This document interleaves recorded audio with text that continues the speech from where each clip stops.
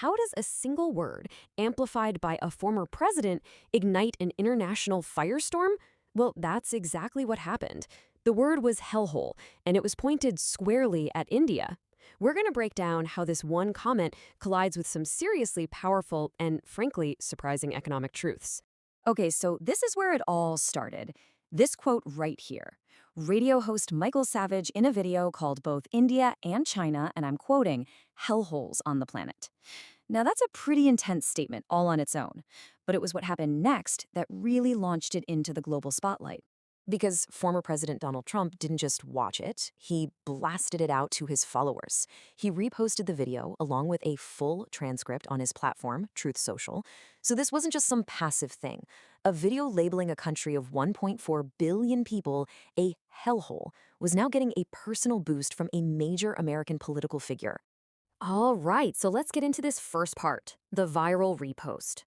How did this thing get so much traction? And maybe more importantly, what was the original point being made? See, the original video wasn't just some random attack. The comment was actually part of a much bigger argument Michael Savage was making about birthright citizenship in the US. The policy that says if you're born in America, you're automatically a citizen. He was claiming it was being abused. So yeah, that hellhole comment didn't just come out of nowhere. It was dropped right into the middle of a huge and very heated political debate that's going on in the United States. And at the heart of it all is this concept, birthright citizenship, or jus soli. It's a legal principle that's actually written into the 14th Amendment of the U.S. Constitution. And it's pretty simple. If you're born on American soil, you are an American citizen. And right here, you see two totally different takes on this law. Trump has been saying for a long time he wants to end the policy. He claims it was only ever meant for the children of slaves. But that flies in the face of more than 100 years of legal agreement, which says it applies to almost everyone born in the U.S. And by the way, that's a principle backed up by the Supreme Court. So you see how the political narrative gets built, right? Immigrants are framed as a problem, a burden, maybe even a threat. But this is where the story takes a fascinating turn, because that narrative runs smack into a wall of cold, hard data. So let's actually compare that rhetoric to reality. And let's start with the very people at the center of all this, the Indian American community.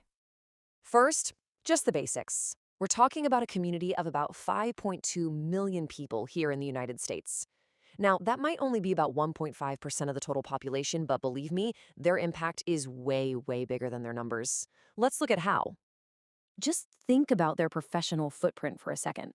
A staggering 76% of Indian Americans are in professional or skilled jobs. I mean, that's not just a small difference. It points to a community that is defined by an incredibly high level of education and professional success. And you can really see that impact in the heart of American innovation, Silicon Valley. Get this, nearly 1/3 of the entire tech workforce there is of Indian origin. Just let that sink in. 1 out of every 3 tech professionals in the world's biggest innovation hub. And look, this isn't just about the workforce. We're talking about the leadership, the absolute top, the CEOs of some of the most powerful and influential companies on Earth. Alphabet, Google, Microsoft, Adobe, YouTube. These aren't small-time players. These are the giants powering the American economy. The economic story is just as dramatic. This chart tells you everything. The median household income for Indian Americans, it's sitting at about $150,000 a year. Now, let's compare that to the U.S. national average, which is roughly $75,000. That is double, literally double the national median. So, why is this so important? It's actually pretty simple.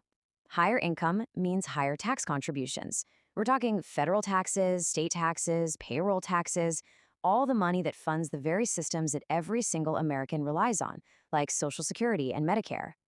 Okay, so now let's zoom out. We've looked at the community inside the US, but let's look at the country of India itself and see what the economic reality is on the ground over there.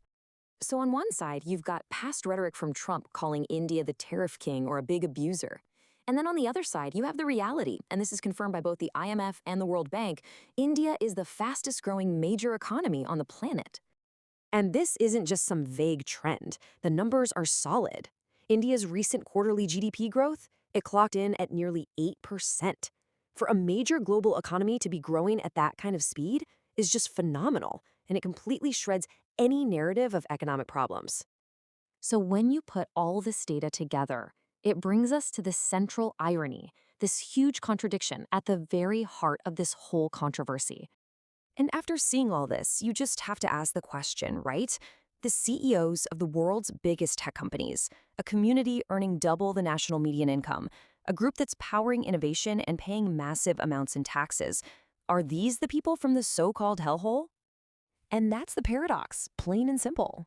The political rhetoric takes aim at the very same immigrant communities that are, by any measurable standard, some of the most vital engines for America's own innovation and economic growth. Which really just leaves us with one final, unavoidable thought. You can call a country a hellhole. You can slap that label on it.